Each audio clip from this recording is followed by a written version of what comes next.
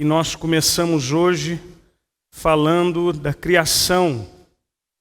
Portanto, abra aí a sua Bíblia no capítulo 1 de Gênesis.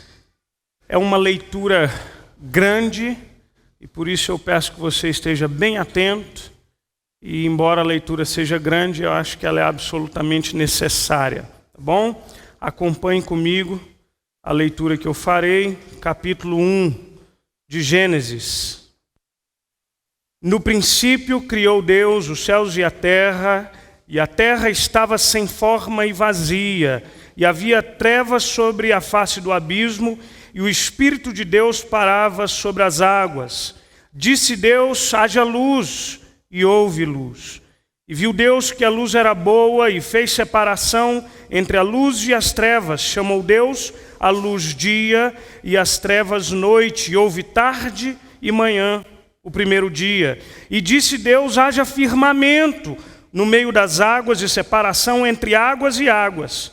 Fez, pois, Deus o firmamento, e separação entre as águas debaixo do firmamento, e as águas sobre o firmamento, e assim se fez, e chamou o firmamento céus. Houve tarde e manhã, um segundo dia.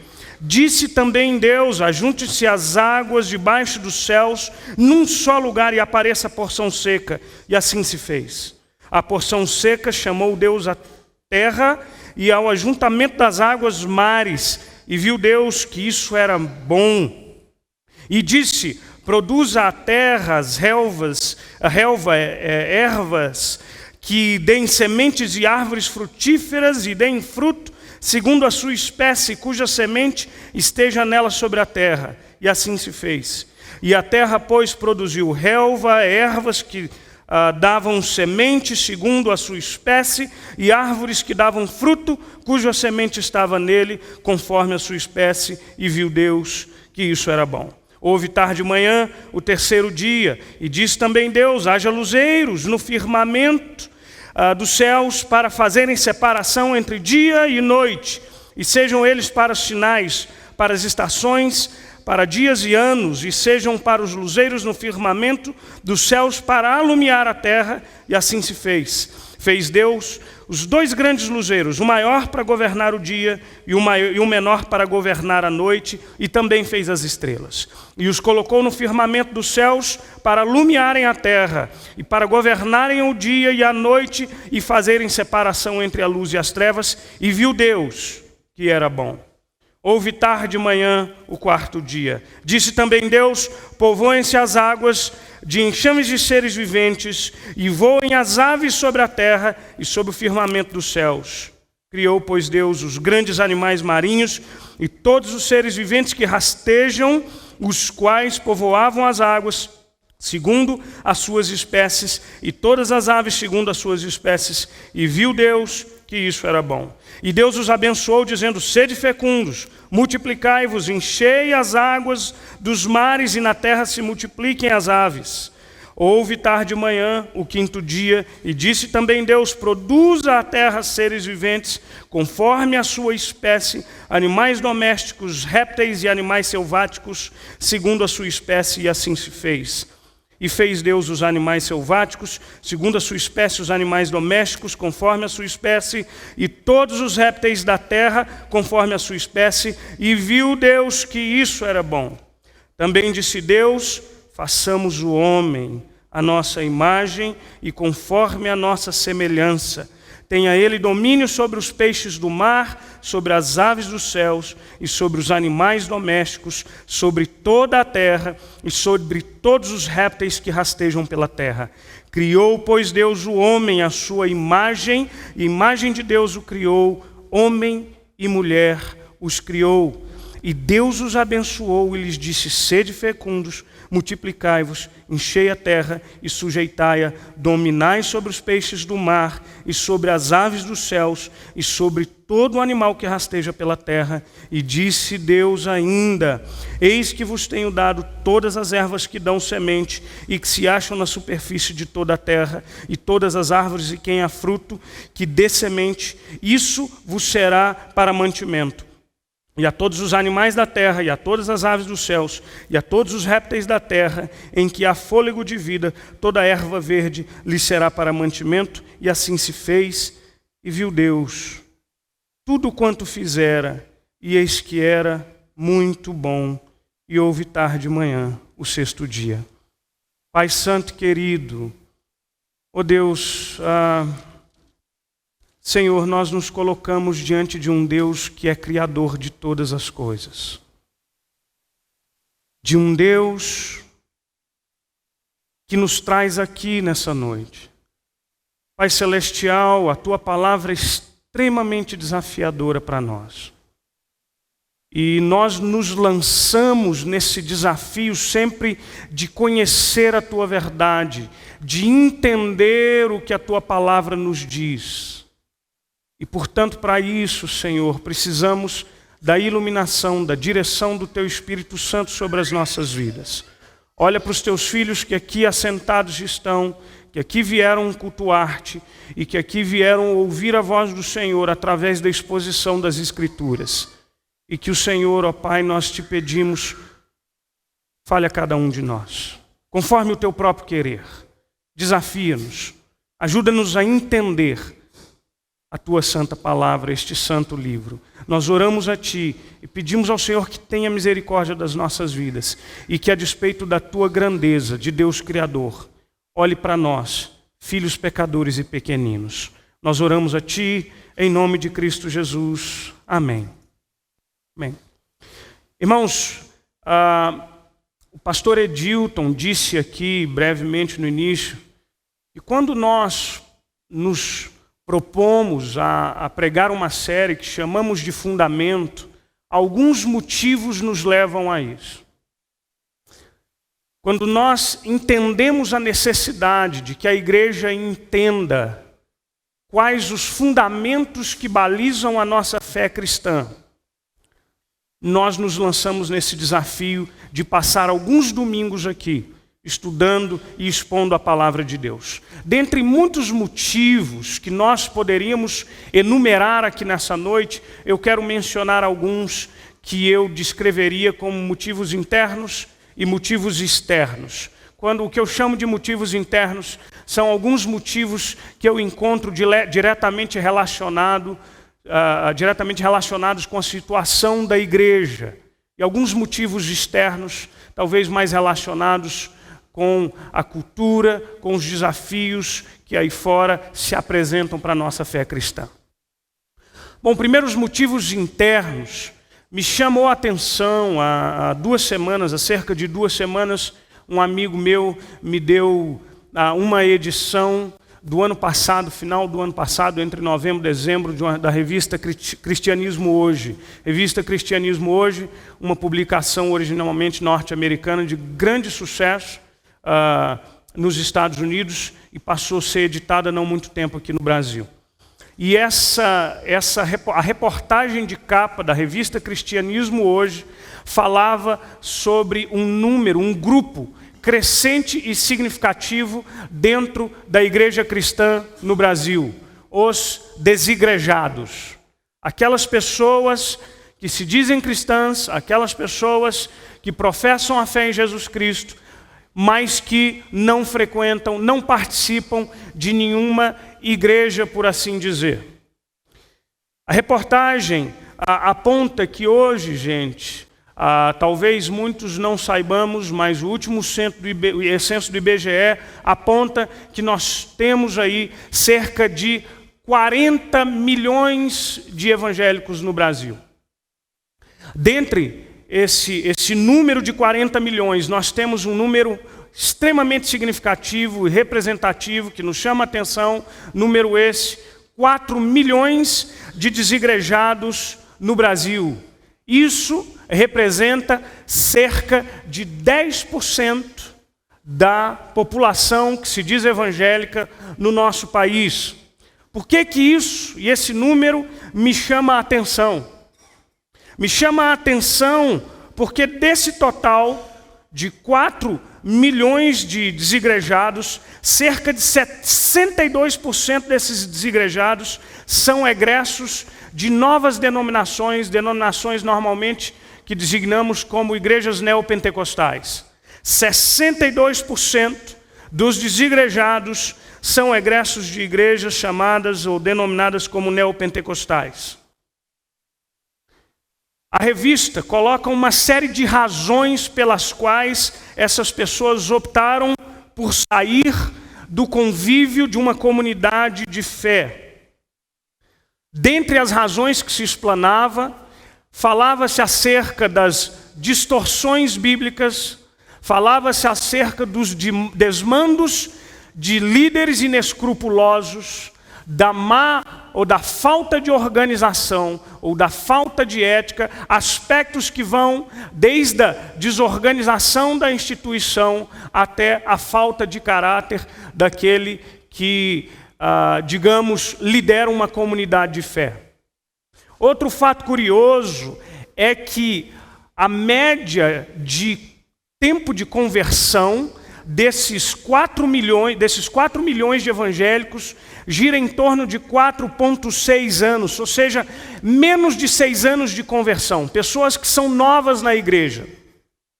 A conclusão que eu tiro para o nosso contexto aqui é que nós temos novos cristãos imaturos, desconhecedores da fé, mas ao mesmo tempo sedentos e que passaram pelas mãos de líderes, alguns bem intencionados e pouco orientados, e muitos mal intencionados e inescrupulosos.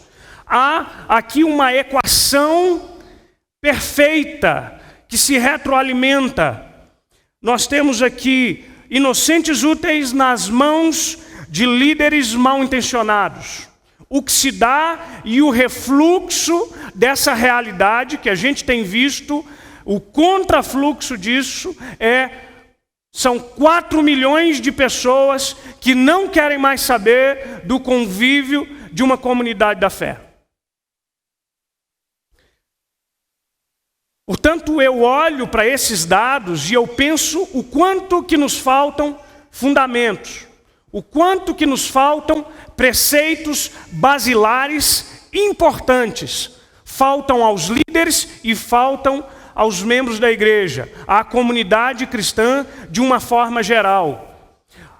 O que se disseminou nos nossos dias é um evangelho sem cruz, sem Cristo, sem demandas, sem palavra, raso e, portanto, frágil, que não dura, que não persevera e que se esgota e que se esvai. Um outro motivo, que eu chamaria aqui de motivos externos, há alguns anos atrás, especialmente depois do evento de 11 de setembro, quando nós vimos ali de 2001, salvo engano, acho que essa é a data, 11 de setembro de 2001, quando o mundo assistiu em tempo real uma dos maiores e mais bem elaborados ataques terroristas, as Torres Gêmeas ali nos Estados Unidos. O que se vê depois do evento 9/11, 11 de setembro, é um crescente número de representantes do que hoje nós chamamos de neoateísmo. O que é isso? É um movimento, irmãos, de ateus, de pessoas que não acreditam em Deus e que talvez fossem melhores definidos como agnósticos, porque não acreditam em Deus e não acreditam em nenhuma realidade que vai além desse mundo material.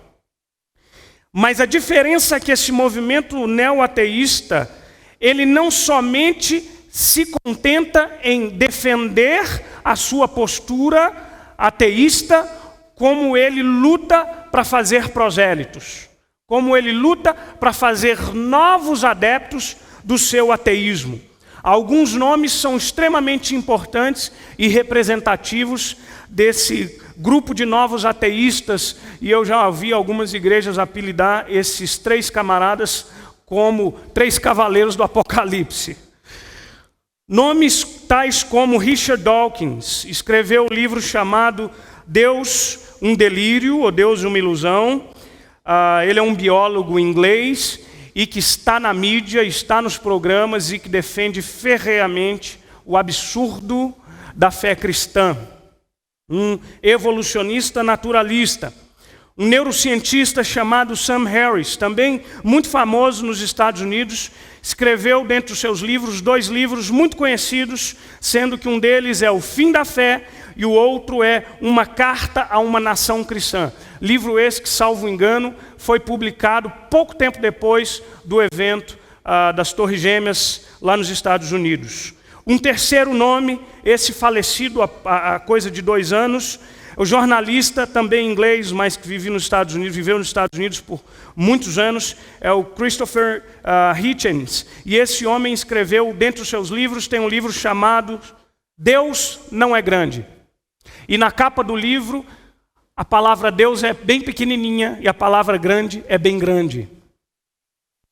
O tempo em que vivemos nos desafia, por um lado, com os descaminhos de um cristianismo sem Cristo, de um cristianismo mal intencionado, e se a gente pode chamar isso de cristianismo, mas uma versão materialista de um cristianismo que arrasta multidões, mas que joga essa multidão nas valas das decepções.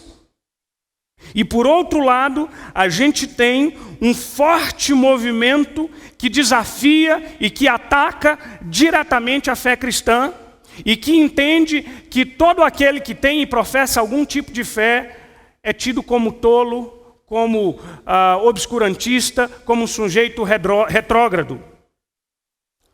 Em tempos que a gente vive, ecoa nos meus ouvidos a orientação de Pedro, que ressurge do apóstolo Pedro na sua carta, na sua primeira epístola, quando ele diz que nós precisamos estar prontos, preparados para responder a todo aquele que nos pedir a razão da esperança que há em nós. Irmãos, esse é o tempo que a gente vive. E é por isso que nós precisamos de fundamentos, porque a minha fé e a sua fé, ela é desafiada todos os dias, dentro e fora da igreja cristã. John Grisham Machen, num livro do Michael Horton, ele diz o seguinte: a fé, na época atual, tem que ser de estirpe mais severa. Ela existe pela ignorância dos fatos. Ela poderá ser útil ao indivíduo, mas jamais conquistará o mundo. E é por isso que nós estamos aqui nos lançando nesse desafio de entender os fundamentos que a Escritura nos dá para a nossa vida cristã. E um primeiro desafio, quando nós abrimos o Gênesis aqui, é de entender aquilo que o Gênesis não diz, que o relato da criação não diz. O que eu estou querendo dizer com isso? Eu explico melhor. Irmãos, quando eu e você olhamos para um texto bíblico, nós procuramos aquilo que Deus tem para nos dizer. Nós chamamos esse desafio de um desafio hermenêutico. Ou seja, nós estamos há milhares de anos separados daquele que inspiradamente escreveu esse texto e que deixou para nós. Separados cronologicamente, culturalmente, enfim, há muitos desafios aqui para nós para entendermos. Quando nós vamos ao texto bíblico, nós vamos com o intuito e buscando o entendimento daquilo que a palavra nos diz. E também buscamos entendimento daquilo que a palavra não nos diz. Normalmente nós nos perguntamos: Senhor, o que significa isso que nós estamos lendo? Mas normalmente nós não nos perguntamos o que não significa. Eu quero reafirmar aqui, irmãos, eu já disse isso várias vezes, mas é importante reafirmar, que as Escrituras são a palavra revelada de Deus, e assim nós cremos e professamos.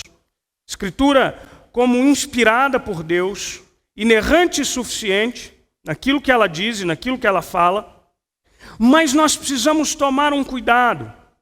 Porque quando eu estava aqui pregando no texto de Pedro, falando sobre a questão da relação entre marido e mulher, da questão da submissão feminina, há diante de nós um grande desafio, um desafio hermenêutico, que precisa nos resguardar do perigo de relativizar as verdades eternas de Deus, de dizer isso não é para mim, quando isso é para mim.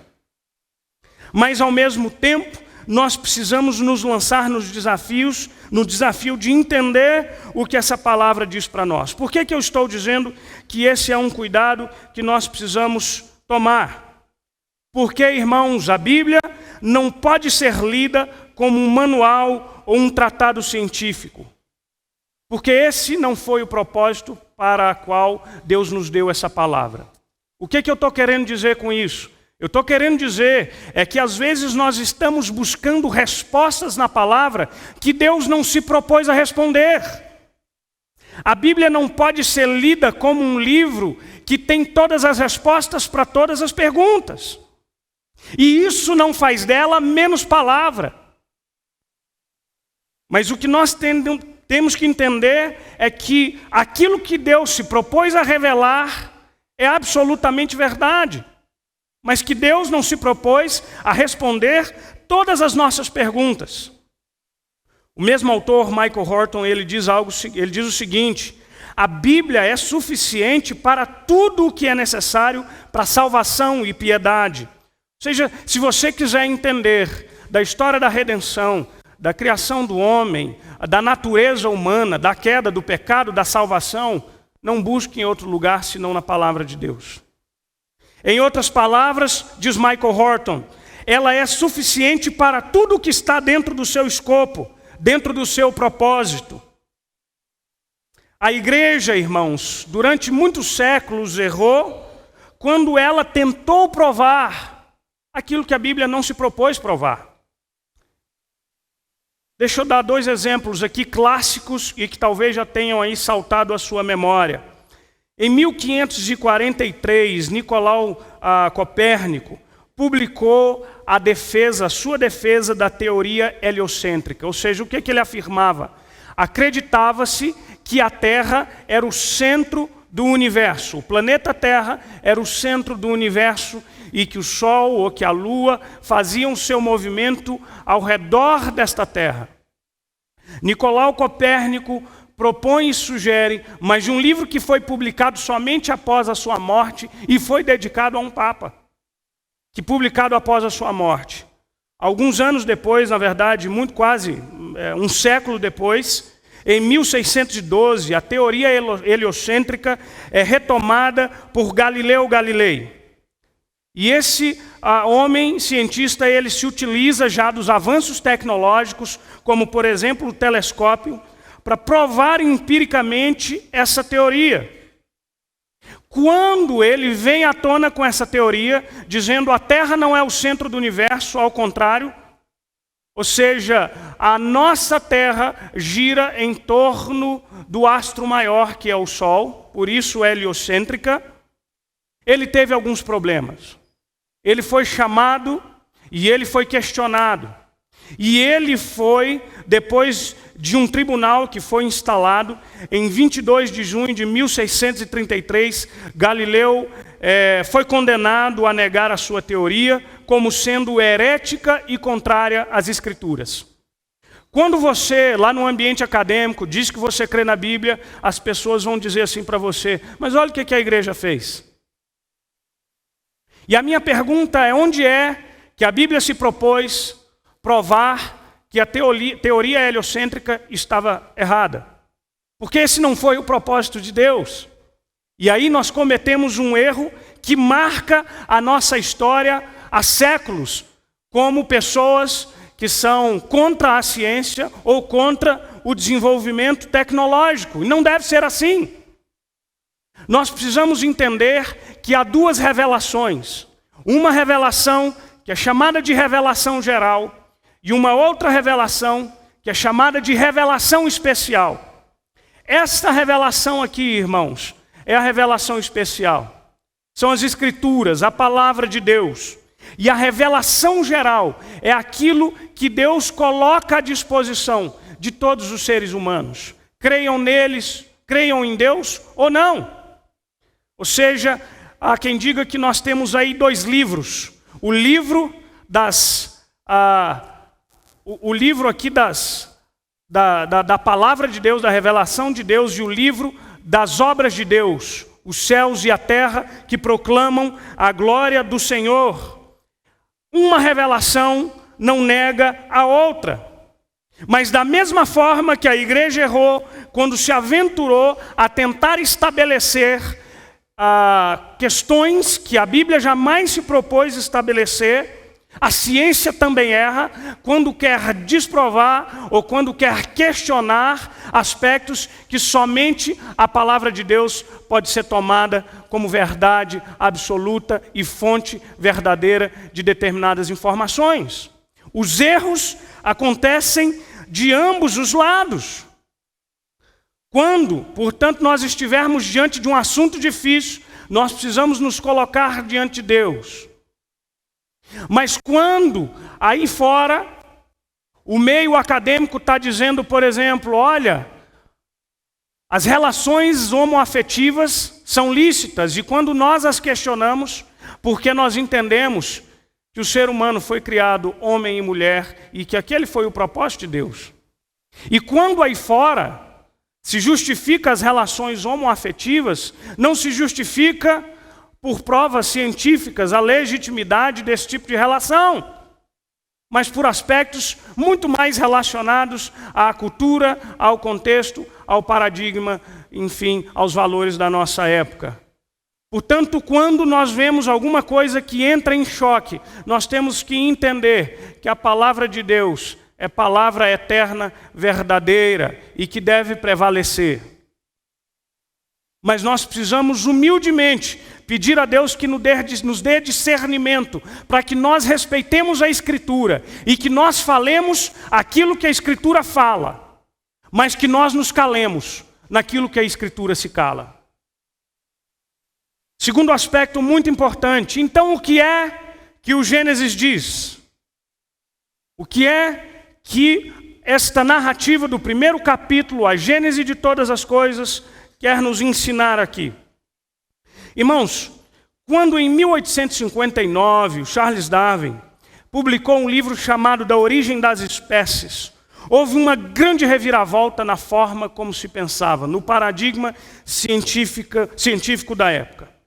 E é interessante pensar que, muito embora Darwin não negasse a existência de Deus diretamente quando ele propõe a evolução das espécies, o seu evolucionismo, o evolucionismo naturalista, ele passa a ser a base de questionamento da maioria desses ateus para questionar o que eles chamam de mentira da fé cristã.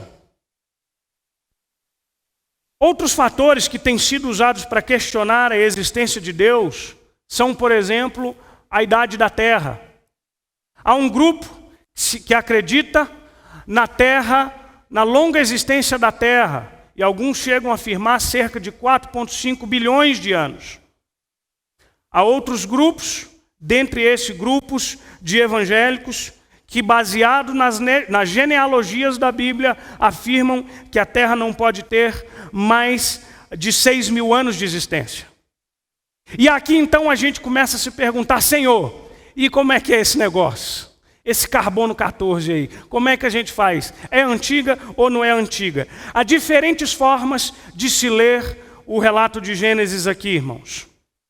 Portanto, alguns teólogos afirmam que a criação se deu em dias literais de 24 horas.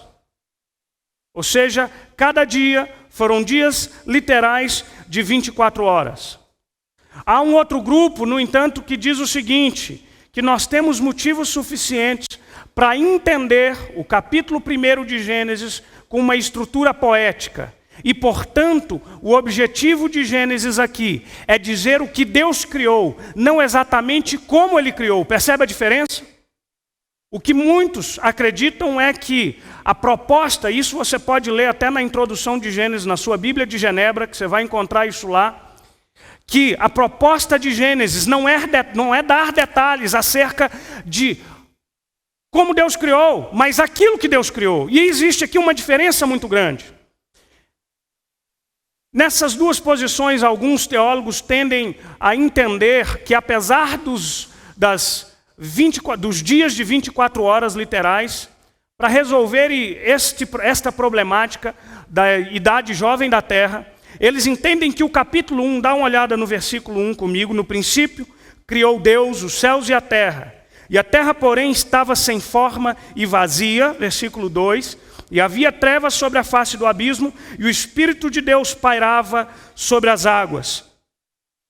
E então no versículo 3 começa, digamos assim, a ordenação daquele caos. Haja luz,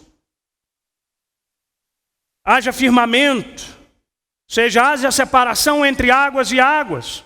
O que alguns teólogos afirmam é que houve dois momentos em si, quando Deus cria, e não se sabe exatamente quanto tempo durou, qual é o espaço de tempo entre a criação dessa matéria, que diz a Bíblia, estava sem forma e vazia, e a partir daquele momento, 6 dias literais, Deus começa a criar todas as coisas em 6 dias que se seguiram.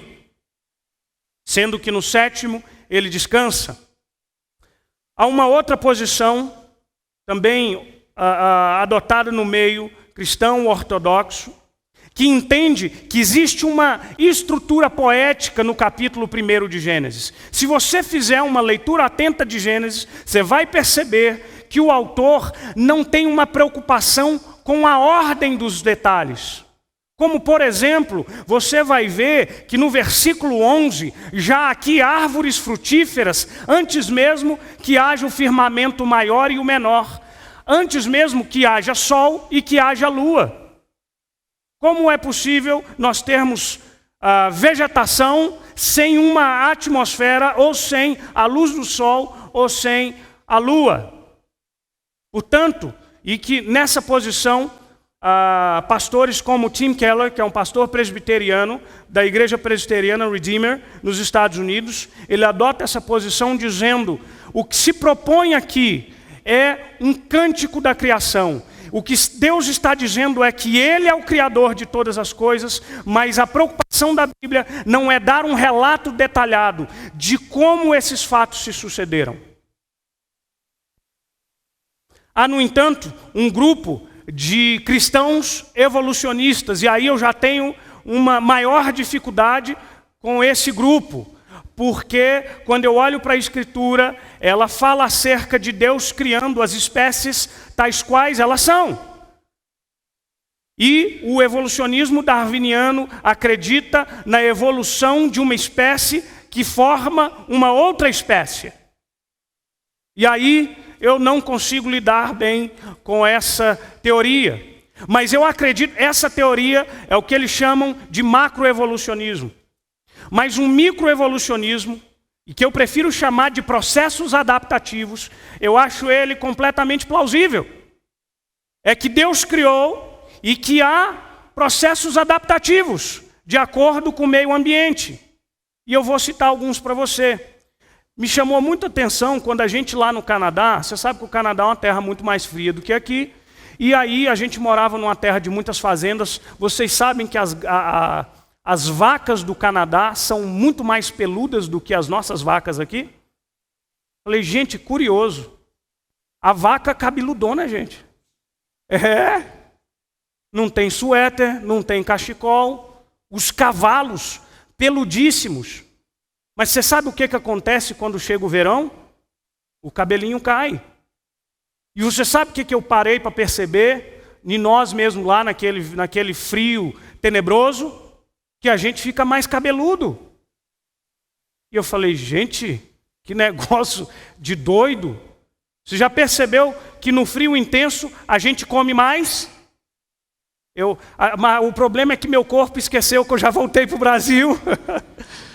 Come mais, você tem que estocar a gordura, gente. Fica friozinho e aí a gordurinha dá uma ajudinha para você lidar com isso. Eu acho isso perfeitamente plausível com um Deus maravilhoso que criou todas as coisas e que nos fez para sobreviver nas circunstâncias mais adversas possíveis. Mas o que quero aqui lembrar para todos nós que estamos aqui é que a despeito daqueles que se adequam com uma teoria ou com outra determinada teoria, nós fechamos e a nossa igreja fecha em um aspecto. Deus é o Criador dos céus e da terra. E Ele fez tudo o que existe a partir do nada. O texto hebraico diz, Bereshit bara Elohim. Criou Deus. A palavra bará é uma palavra específica para falar da criação a partir do nada. Enquanto que a Bíblia vai descrever a criação humana de um artefato, ela usa uma outra palavra. Somente Deus faz o bará. Somente Deus cria a partir do nada, o ex nihilo. Somente Deus é todo poderoso de a partir do nada dizer, haja luz para que haja luz. Haja a separação entre águas, e assim acontecerá, porque Ele é Deus e é Criador dos céus e da terra. E nesse ponto, todos nós dizemos amém.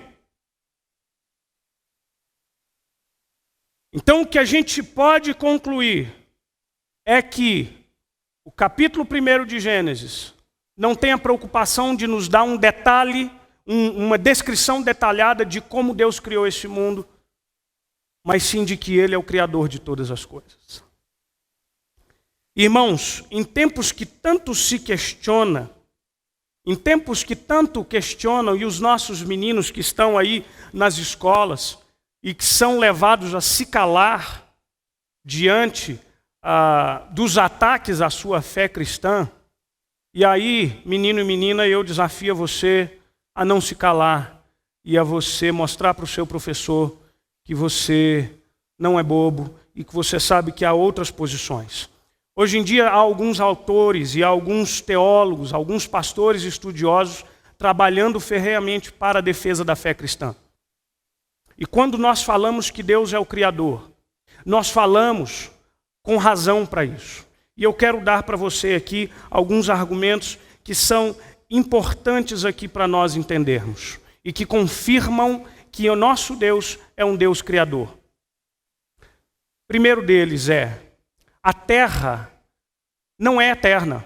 Você sabe que houve uma grande discussão entre os cientistas em que se diz, e essa terra, quando é que ela veio a existir? Porque tudo que existe foi criado. Concorda comigo? Alguma coisa criou. Alguma coisa causou. Aquilo que existe é uma causa. E somente aquele que é infinito é capaz de criar aquilo que nada existia. Por exemplo, autores, e eu tenho mencionado aqui, William Lane Craig, ele fala acerca desafia a teoria da idade infinita da Terra. Ele diz, matematicamente isso é impossível. Você parou para pensar que matematicamente o infinito é impossível? Porque se a Terra fosse infinita, a gente nunca ia chegar no tempo que a gente está hoje aqui. Né? Como que a gente ia chegar aqui? Tudo o que se fez, tudo o que existe, um dia foi criado. Mas um outro argumento muito interessante, que se diz hoje no meio acadêmico, diz respeito à sintonia fina do universo. O que eu chamo aqui de sintonia fina do universo? Gente, presta bem atenção nisso. Quando você defende o criacionismo, independente dos vieses que são aceitos dentro de uma estrutura que aceita a palavra de Deus como tal, a gente entende que esse universo é extremamente complexo e nós não paramos para pensar. Quando nós olhamos para o universo e a perfeição dos seus detalhes e a harmonia desse universo, nós somos levados, irmãos, a duvidar de que tudo isso tenha sido fruto do acaso. Já parou para pensar?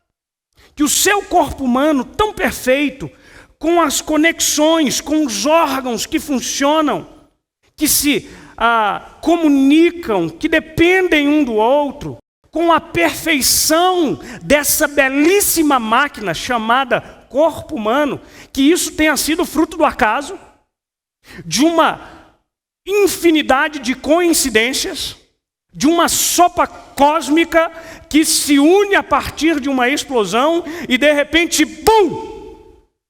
Eis que você está aqui. Eu costumo dizer que é preciso ter muito mais fé para acreditar na teoria de que a Terra foi criada aleatoriamente do que se acreditar que Deus foi o criador dessa Terra. É ou não é verdade? Gente, a sintonia fina da Terra, ela nos faz entender que a vida somente é possível nesse universo, presta atenção, devido a uma extraordinária harmonia entre fatores presentes nesse universo. Esses fatores são chamados de constantes. Há pelo menos 15 dessas constantes, tais quais a força gravitacional, as taxas de expansão do universo, a distância entre a Terra e o Sol, o período de rotação e o tempo que se leva para a Terra completar os seus movimentos de rotação e translação, a inclinação da Terra e até mesmo os níveis de dióxido de carbono. Presta atenção numa coisa. Há uma harmonia tão milimétrica e perfeita que se você mudar um aspecto em 1 milhão destas constantes, a vida na Terra já não seria possível. Você entende isso? Se você mexer, se você mudar um pouquinho a inclinação da Terra, já era. Se você chegar à Terra um pouco mais próxima do Sol, embora quando eu fui lá no Piauí, eu falei, esse lugar aqui é mais perto do Sol, não é possível, gente. Mas não é não, era impressão minha. Se tiver piauiense aqui, não fique bravo comigo, viu? Se você mexer, presta atenção, você sabe o que é isso? Em uma constante, em 1 milhão delas, você desaparece. E você acha que a sua vida sentada aqui, nesse banco dessa igreja, é fruto de uma coincidência? Eu vou dar um exemplo para você aqui. Se a gente fosse fazer uma brincadeira e eu fosse fazer uma aposta com você, que eu não vou fazer, que eu sou pastor, fica muito mal, né? O conselho ia me chamar a atenção. Mas eu fosse dizer assim para você, olha, vamos fazer uma aposta aqui de $1 milhão, não precisa nem ser isso todo não, 100zão já paga a conta de luz. Então eu vou fazer o seguinte, eu tenho 1 milhão de moedas aqui. Vamos diminuir? Eu tenho 1000 moedas no meu bolso. Eu tenho 1000 moedas comigo, ordenadas de 1 a 1000. Eu vou pegar essas moedas e eu vou chacoalhar essas moedas. Eu vou pôr naquela bolona de bingo. E eu vou girar, e eu vou girar, e eu vou girar. E eu vou tirar agora uma a uma. E aí quando eu tirar a primeira, você pensar assim, é mole. Já ganhei, passa o 100zão aí. E essa é uma péssima ilustração para o púlpito, né? Essa da aposta. Mas vamos lá. Aí eu vou tirar a primeira moeda. Aí você diz assim, você já está com a mãozinha assim. Aí tira, sai 1. Aí você pensa, ok, coincidência. Aí eu vou girar de novo, e eu vou tirar a segunda moeda. E aí, adivinha aí qual número que sai? 2. Aí você já pensa, essa pessoa que está girando essa bola aí é amiga desse pastor aí. E aí nós vamos girar de novo, e eu tiro assim a terceira, a quarta, a quinta moeda, e subsequentemente eu tiro 1000 moedas, ordenadamente, de 1 a 1000. Você não vai me pagar essa aposta, eu tenho certeza absoluta, você vai falar, roubou, não é possível. Por que é que a gente tem, e as pessoas que questionam a existência de Deus, não acham que é um tanto quanto absurdo você pensar na perfeição desse universo de uma forma aleatória? Por que não se questiona isso? Vamos dar outra ilustração aqui. Pensa você que de repente tem um ferro velho. E aí vai passar um tufão em cima do ferro velho. Um furacão. E aí de repente esse furacão, esse vento vem e ele começa a juntar as peças daquele ferro velho. Juntou, rodou, de repente acabou ali o furacão. E para sua surpresa, o que você tem diante de você? Um Boeing 474. Você vai dizer isso aí, rapaz, nem o David Copperfield não faz um negócio desse. Deixa eu dizer uma coisa para você. O que nós estamos afirmando aqui é que você não é fruto do acaso. William Lane Craig diz que, se não existir Deus, você é um aborto da natureza. Um fruto do acaso. E o que eu quero dizer para você é que a palavra de Deus me garante que nós temos um Deus que é antes de todos os tempos, e que sempre foi e que sempre será.